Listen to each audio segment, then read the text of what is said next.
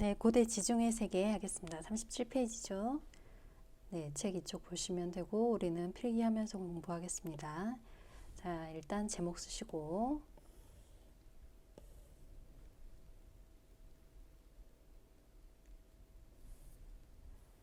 일단 큰 제목의 책에 보시면 여기 1번 주면 되겠죠. 1번.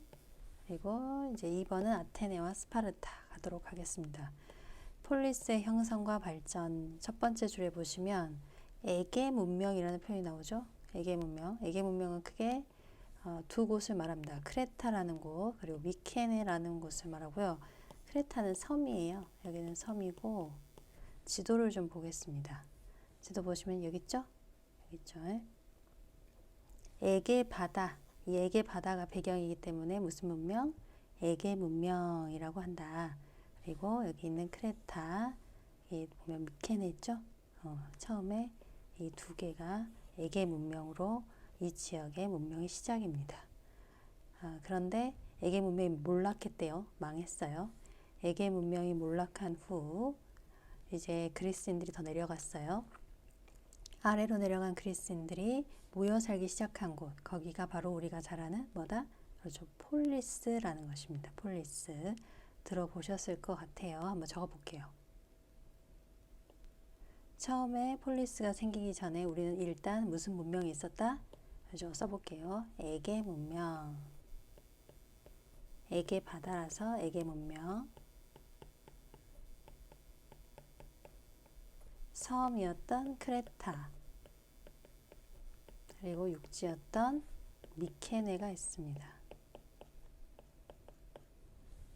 그리고 이후에 이 에게 문명이 없어진 이후에 다시 사람들이 모여 살기 시작하죠. 중간에 그 에게 문명이 망하고 나서 폴리스가 생기는 그 중간 시점에서 사람들이 뭐 했는지 사실 정확히 모르는 부분도 있습니다. 네, 아무튼 우리는 이제 폴리스로 넘어갑니다. 폴리스는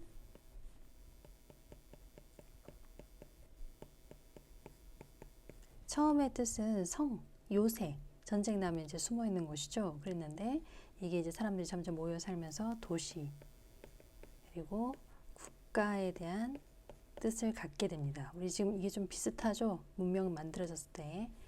이들은 이제 같은 그리스인으로 언어를 똑같은 걸 썼고, 그러니까 이 말은 다른 폴리스 사람이어도 언어가 다 통했다. 우리는 같은 민족이구나. 이런 유대감이 있었다는 이야기죠. 그리고 우리가 잘 아는 올림픽의 시작이죠. 올림피아 제전.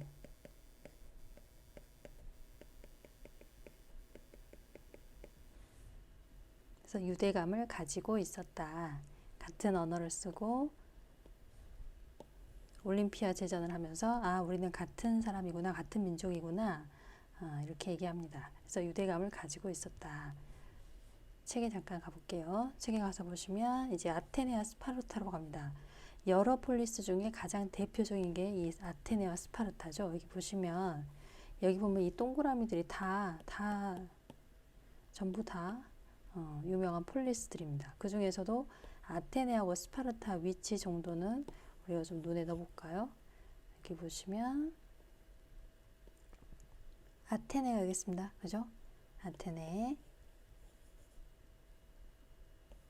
그리고 스파르타 이렇게 있습니다. 특별히 이 스파르타가 있는 곳은 여기 보세요. 여기는 농사가 잘 되는 곳이었고 아테네가 있는 곳은 이제 해상 활동, 무역 활동하기에 더 적합한 바닷가 근처죠. 이걸 좀 보시고 자, 한번 적어 보겠습니다. 2번 해서 아테네와 스파르타. 일단 아테네 하면 정치가 뭐죠? 그죠? 민주정치입니다. 민주정치. 아테네는 민주정치.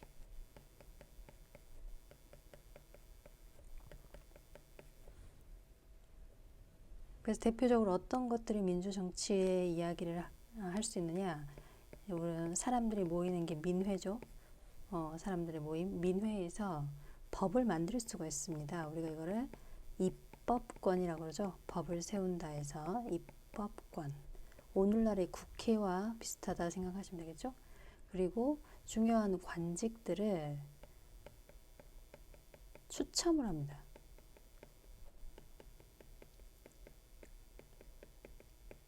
관직을 추첨해서 임기도 정해놓고 월급도 줍니다. 이런 식으로 관직을 추첨해서 했고요. 또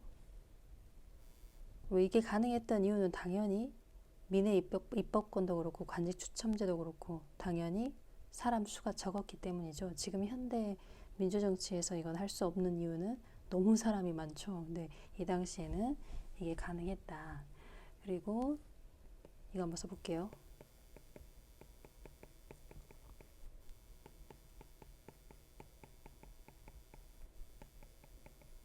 도편 추방제. 도편이라는 것은 도자기 파편입니다. 그래서 독재자가 될 것 같다. 권력을 자기가 손에 쥐고 이 민주정치를 해할 것 같다라는 인물을 이제 써요. 써서 수가 많이 나오면 이제 쫓겨나는 거죠. 그래서 이걸 만든 사람이 아주 유명한 사람이에요. 써볼게요. 클레이스테네스.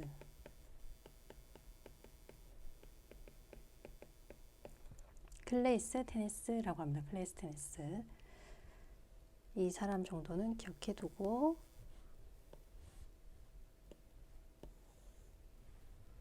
근데 이 민주정치도 다 좋은데 한계가 있습니다. 그러니까 이 한계 부분도 잘 기억해 둘까요?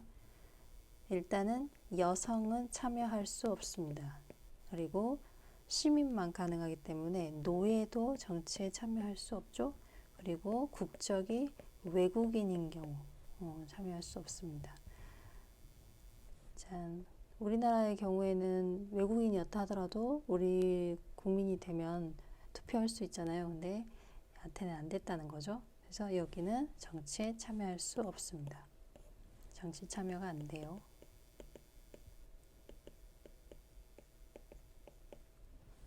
그리고 항상 전성기 사람은 잘 기억하자고 했었죠. 전성기 사람은 페리클레스입니다.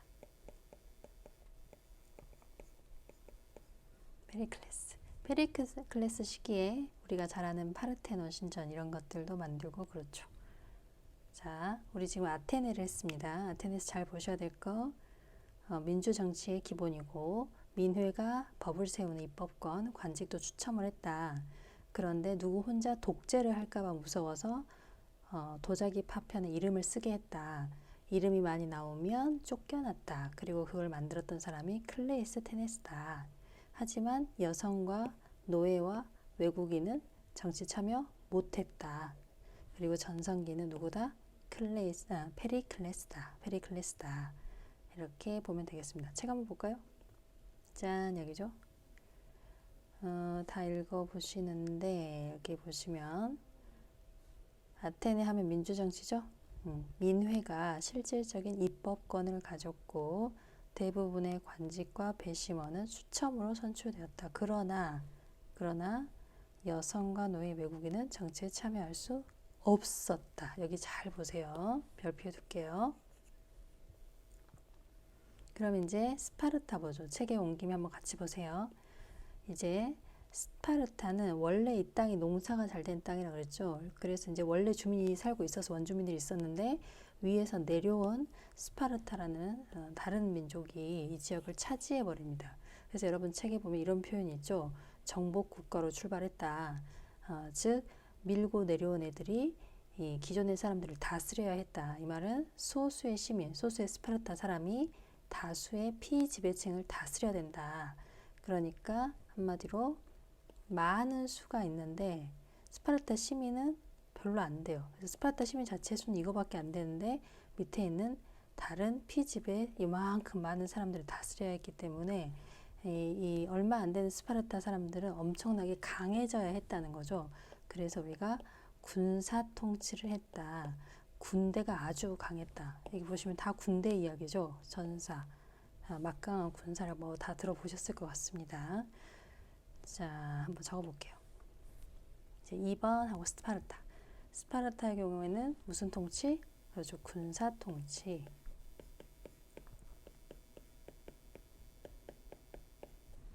왜 그랬죠? 왜 이렇게 군사 통치를 했습니까? 그렇죠. 써볼게요. 소수의 시민이 여기서 시민은 스파르타 사람을 말해요. 스파르타 시민. 소수의 시민이 훨씬 수가 많았던 다수의 지배를 받는 사람. 우리가 받는다, 당한다 할 때 앞에 P를 쓴다 했죠. 지배를 당한다. 피지배. 즉 소수의 시민이 다수의 피지배층을 다스리기 위해. 그래서 무섭게 했다. 군사 통치했다라고 했죠. 어떤 폴리스가? 스파르타가.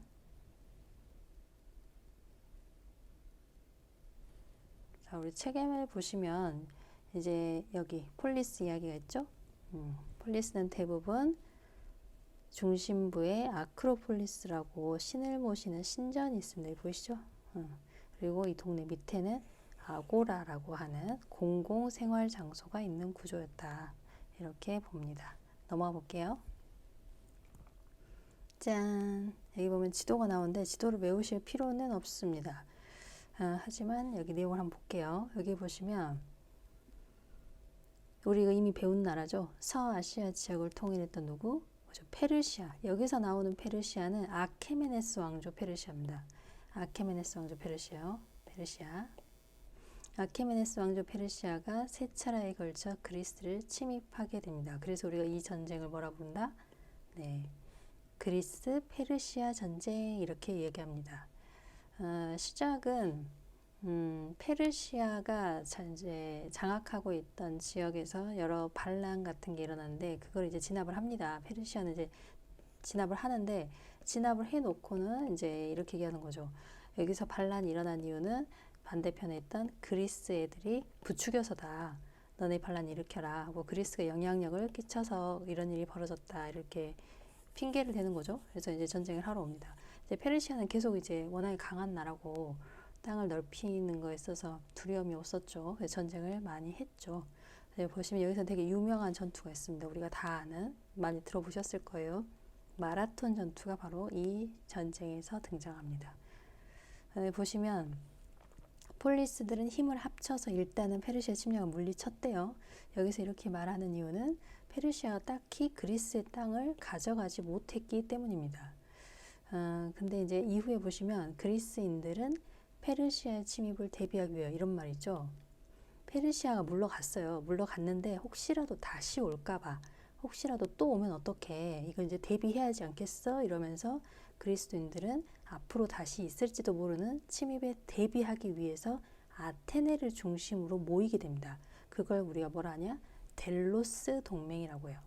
아테네 중심의 무슨 동맹? 델로스 동맹.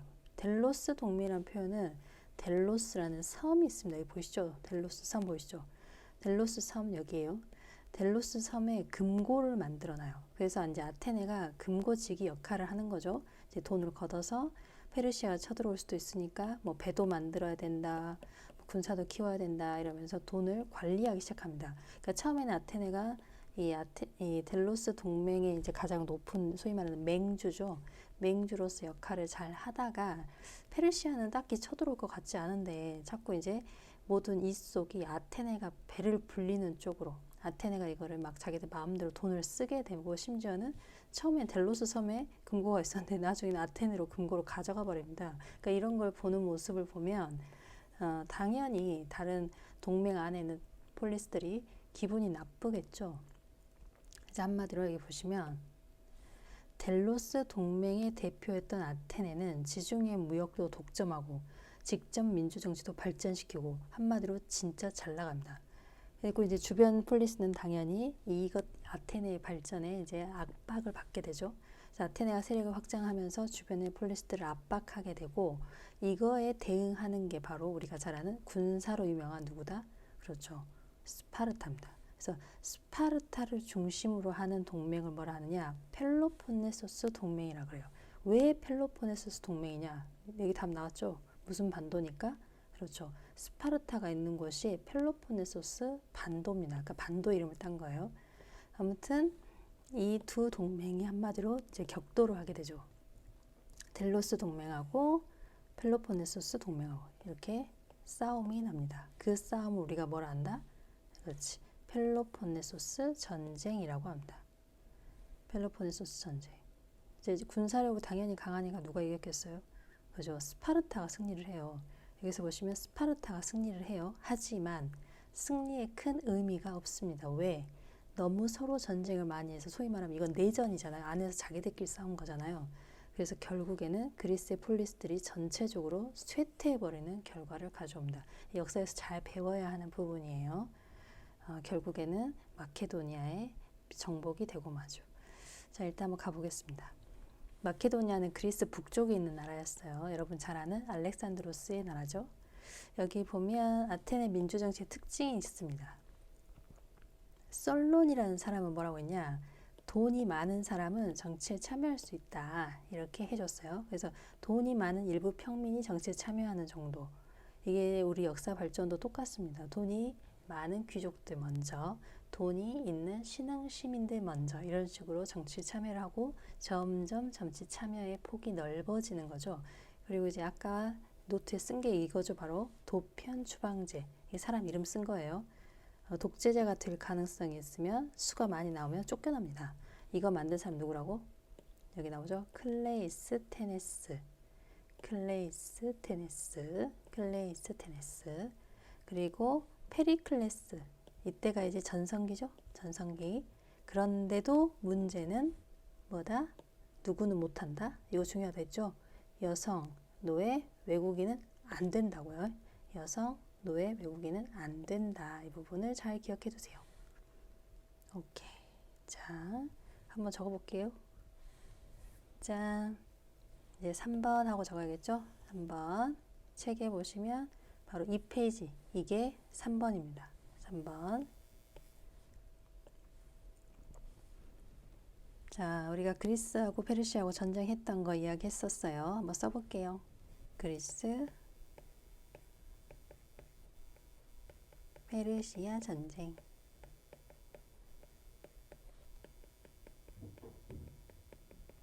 유명한 전투 있다 했죠? 그죠? 마라톤 전투. 이제 그리스의 승리를 알리려고 병사가 막 뛰어왔죠. 근데 너무 많이 뛰었죠. 그래서 승리를 알리고는 죽어버렸죠. 그게 현재 올림픽 마지막에 하는 마라톤, 그 마라톤의 시작이죠. 자, 이후에는 이 전쟁이 물러난 이후에는 혹시라도 다시 페르시아가 쳐들어올까봐 누구를 중심으로 모였다 했죠? 그죠? 아테네를 중심으로 해. 자, 델로스 동맹을 맺게 되죠. 델로스 동맹.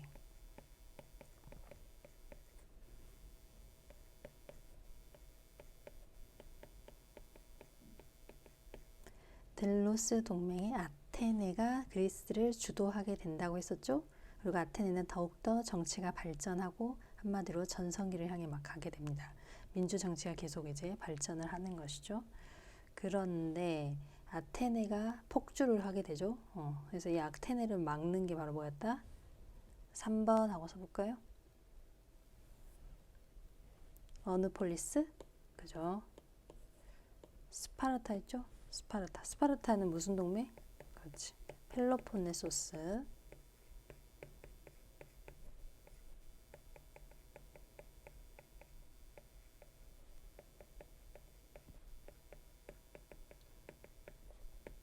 왜 펠로폰네소스 동맹이다? 그냥 이거 반도 이름이라 그랬죠? 네. 그래서 결국에는 우리가 아는 아테네의 델로스 동맹하고 스파르타의 펠로폰네소스 동맹하고 결국에는 싸움이 난다. 우리가 이걸 무슨 전쟁이라 한다? 여기에 이름 붙여서 그렇죠. 펠로폰네소스 전쟁이라 한다.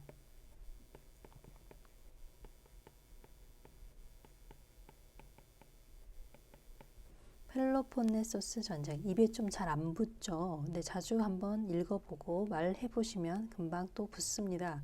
펠로폰네소스 전쟁. 펠로폰네소스 전쟁 누가 이겼다고요? 네, 스파르타가 이기죠. 근데 이게 큰 의미가 없는 게 뭐다? 이후에는 모든 폴리스가 다 흔들려 버린다고 했죠. 그리스 전체의 쇠퇴. 그리스 전체가 흔들려 버립니다. 내전의 결과예요. 그리고 우리 책 한번 돌아가 보겠습니다. 여기다가 별표 해볼까요? 일단은 네. 펠로폰네소스 전쟁은 결국에는 그리스 전체의 쇠퇴로 마무리가 돼버린다. 그리고 이제 좀 있으면은 나라가 넘어가게 되죠. 짠, 여기 보세요.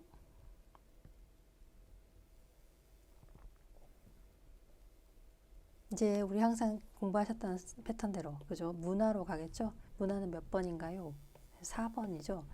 그리스 문화 하면 합리적이다, 인간 중심적이다. 보세요. 신화에 등장하는 신들도 인간이죠. 그리고 인간이 하는 거 다 합니다. 좋아하고 싫어하고 질투하고 결혼하고 뭐 바람피고 다 하잖아요. 그래서 인간 중심적인 신의 모습. 인간 중심적이에요. 그리고 유명한 게 있죠. 파르테논 신전. 조화와 균형. 여기 밑에 보시면 이 신전이 있습니다. 이 파르테논 신전은 페리클레스 시대에 만들어졌다. 근데 완벽하게 황금 비율, 적절한 균형, 굉장히 아름답습니다. 여기서 한번 읽어보세요.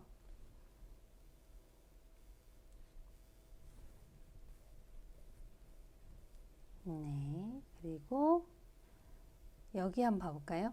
그리스 하면 반드시 아셔야 하는 게 바로 철학입니다.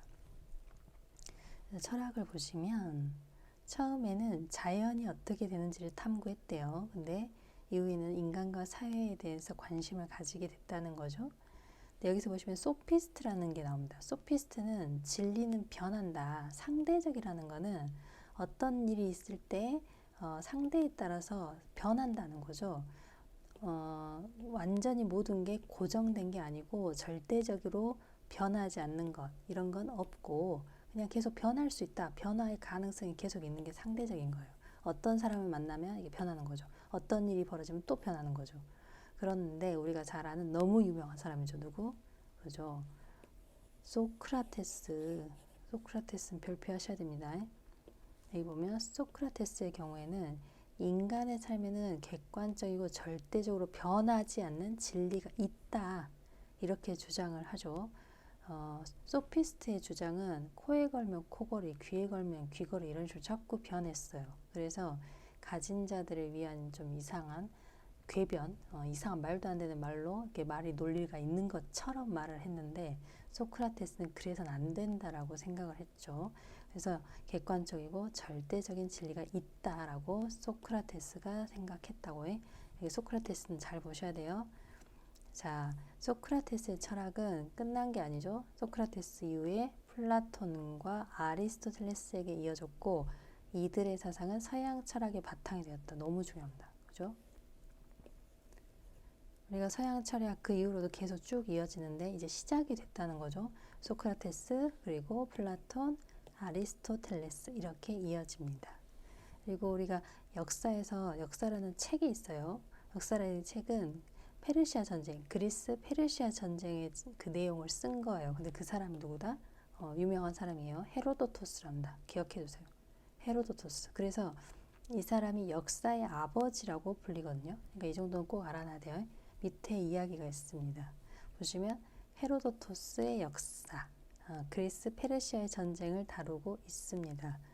전쟁의 전개 과정, 뭐 사람들을 찾아다니고 실제 전투에 가서 자료를 모으고 완성은 못 됐는데 지금까지 전해지고 있다는 거죠.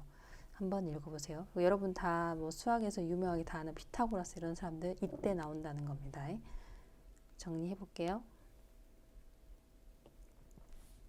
그리스 문화는 일단은 인간 중심적,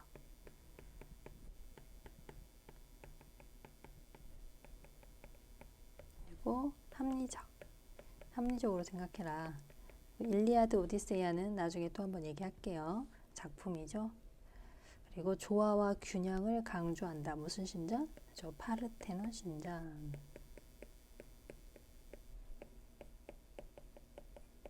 파르테논 신전. 그리스 문화의 키워드라고 한다면 제가 항상 문화는 키워드로 보라 그랬죠. 인간 중심적, 그리고 조화와 균형, 뭐 이 정도 되겠습니다. 그리고 정말 중요한 건 뭐다? 그리스 하면 철학이죠. 여기 이 부분을 잘 보셔야 됩니다. 그리스는 철학이야. 별표. 자, 한번 적어볼게요. 일단 가장 중요한 건 누구? 저 소크라테스. 근데 이게 이어지죠. 누구로? 그렇죠. 플라톤, 아리스토텔레스.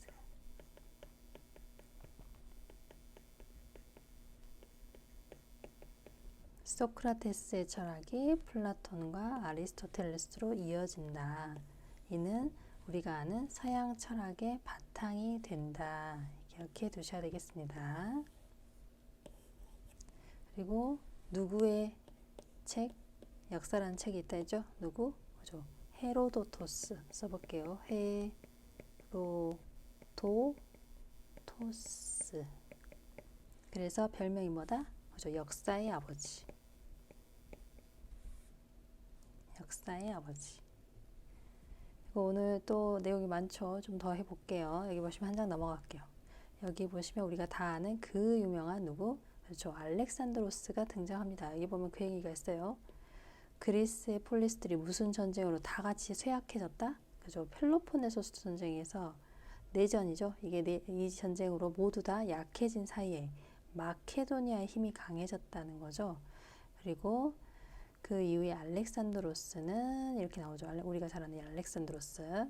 알렉산드로스는 동방원정, 동쪽 방향으로, 동쪽 지방으로 멀리, 원정이라는 것은 멀리 정복 활동을 갔습니다. 즉 동쪽 방향으로 멀리 정복 활동에 나섰다라고 얘기하는 거죠. 동방 원정에 나서서 아주 엄청 멀리 갑니다. 인더스강까지 가버리는 거죠. 그래서 지도를 보시면 여러분, 짠, 여기 보여요?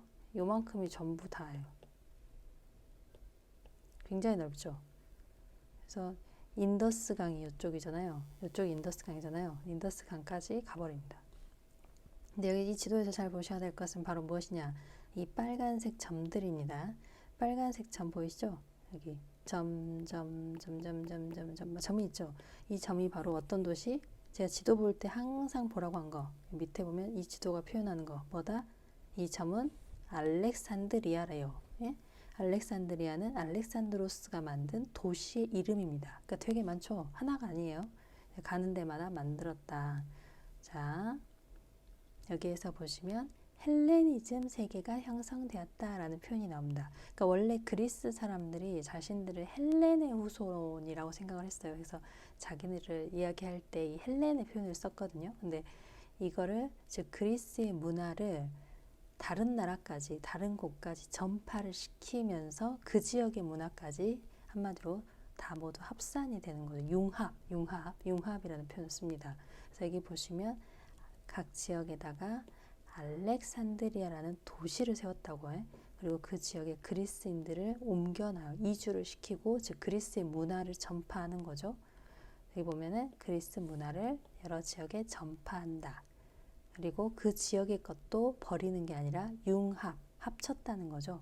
그래서 우리가 이걸 다 같이 뭐라고 얘기하냐? 여기 보면 중요한 표현이 있습니다.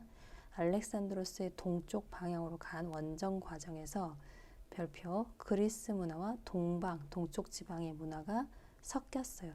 섞였어요. 이게 헬레니즘 문화라고 합니다. 별표 볼게요. 헬레니즘 문화. 자, 이게 엄청난 변화를 가져옵니다. 이거는 그리스가 폴리스는 그리스 내에서도 하나 이렇게 작은 것들을 말했잖아요. 근데 이 작은 폴리스들이 폴리스 따로따로 있었죠. 즉 이 지역 내에서 이 폴리스 사람들은 서로 누구의 아들, 누구의 조카 이런 것들로 다 묶여있는 소위 말하면 공동체가 굉장히 강했어요. 근데 이게 이제는 깨진 거죠. 공동체를 굳이 지킬 수 없는 상황인 거죠. 지킬 필요가 없고 지킬 상황도 아니에요. 왜? 땅이 너무 넓어졌어요. 여러분 미국 사람들은 미국 사람이니까 서로 다 합니까? 그거 아니잖아요. 그죠? 그래서 개인이라는 개념이 강해지는 시점이 왔다는 거죠. 여기 보시면 폴리스가 해체되고 폴리스 중심의 공동체 의식은 줄어들고 개인의 행복을 추구하는 개인주의 그리고 제국 즉 넓은 알렉산드로스가 만든 이 지역 안에서는 모두 다 같은 시민이다. 우리는 세계 시민이다. 이런 생각을 갖게 됩니다. 그리고 보시면 이 작품들 보면 되게 고통스러워 있죠. 뱀에 물린 굉장히 고통스러운 모습인데 이전의 것들 보면 바로 앞장 볼게요. 굉장히 딱딱하죠. 반듯반듯하게 서 있잖아요. 조화와 균형 무조건 이뻐야 돼요. 근데 이제 헬레니즘은 달라요. 헬레니즘은 인간에 대해서 개성, 고통 이런 것들 다 표현하는 데 있어서 굉장히 표현을 아주 잘해요. 사실적이고 생동감이 넘치게 한다. 그래서 우리가 잘 아는 밀로의 비너스, 그 팔 없는 비너스상 있잖아요. 그런 것들 다 이때 나옵니다. 책 한번 노트 한번 볼게요. 자, 써보세요. 알렉산드로스 제국과 헬레니즘 세계의 형성. 우리가 잘 아는 알렉산드로스라는 사람이 그리스와 페르시아까지 다 정복하고 인더스강까지 간다. 그리고 페르시아에서 유명한 도시를 파괴했다고 내가 여러 번 얘기했었죠. 어디죠? 저 페르세폴리스.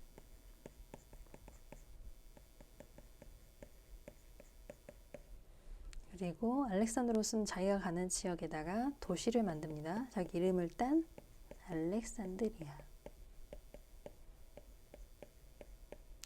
알렉산드리아라는 도시를 여러 군데 만들게 되죠.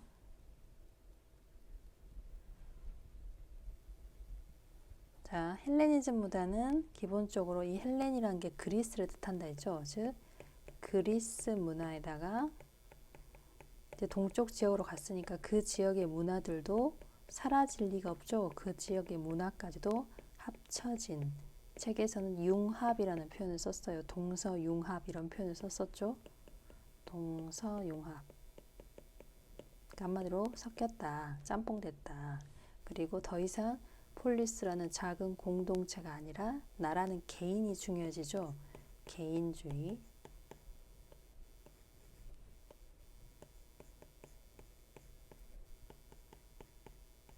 그리고 넓은 제국 안에 시민으로서 나도 시민이다. 세계 시민주의.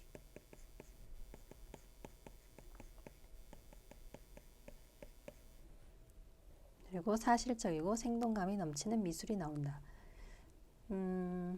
파르테논 신전의 경우에는 헬레니즘 시대에 나온 게 아니고 언제 나왔죠? 그죠? 아테네 페리클레스 시대에 나왔었죠? 여러분 책에 보시면 구분을 좀 해볼까요? 이렇게 막 생동감 있게 곧 어떻게 뱀한테 막 물려서 어떻게 될 것 같은 이런 거는 헬레니즘이죠. 그런데 이렇게 반듯하고 예, 파르테논 신전 이런 거는 그리스, 아테네죠. 그리스. 구별을 하셔야 됩니다. 다시 여기 반듯반듯하게 서 있고 파르테논 신전 조화와 균형은 그리스. 그리고 생동감이 넘치는 라오콘상 이런 것들은 헬레니즘. 구별하십시오. 짠, 넘겨볼게요. 답 한번 맞춰보실래요? 도편 추방제 누구였죠? 도편 추방제 누구였습니까? 책에 있죠? 한번 보세요. 도편 추방제. 짠, 여기 있죠? 누구? 그죠? 클레이스테네스.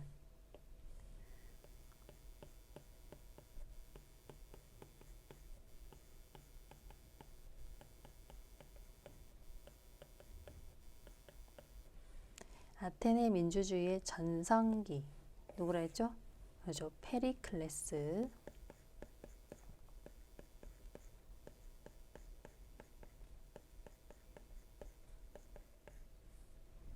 이름이 너무 비슷하죠? 기억하셔야 됩니다.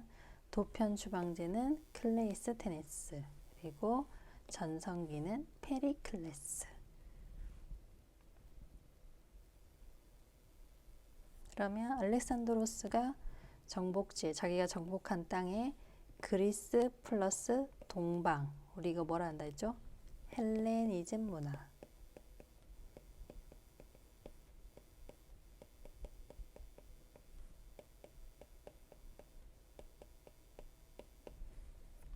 자, 펠로폰네소스 전쟁에 대한 설명으로 옳은 것.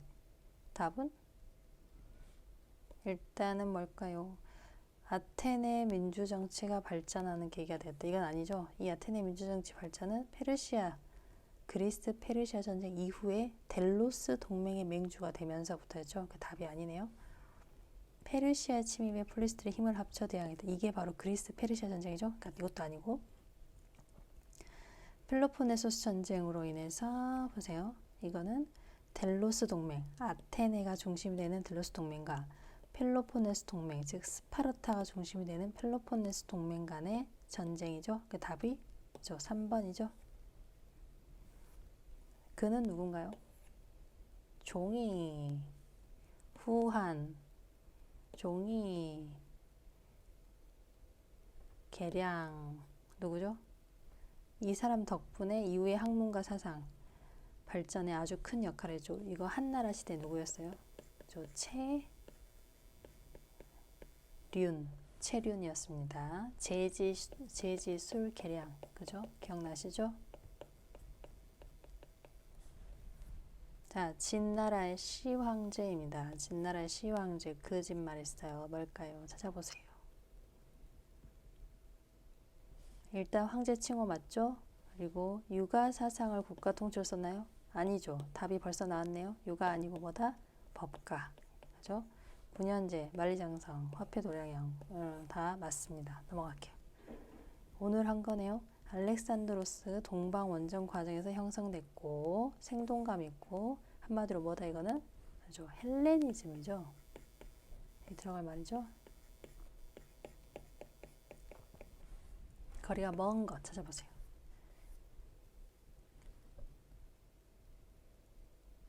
일단 이건 맞죠? 개인주의.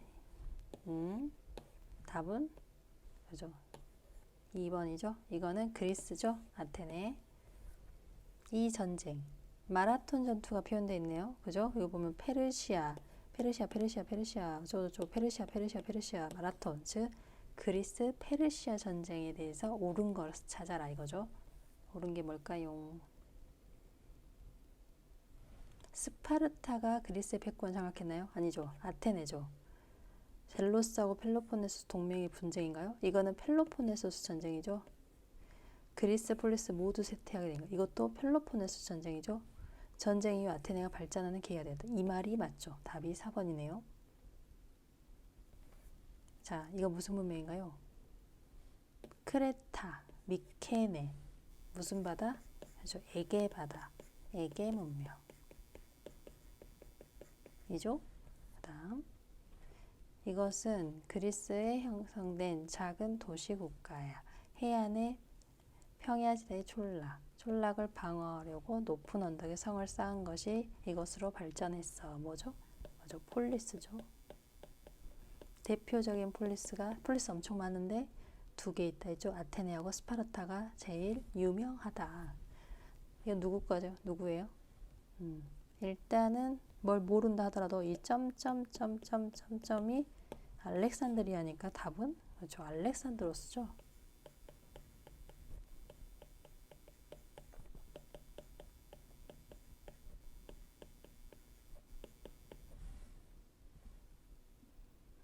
이 정도로 할 수 있겠습니까, 여러분?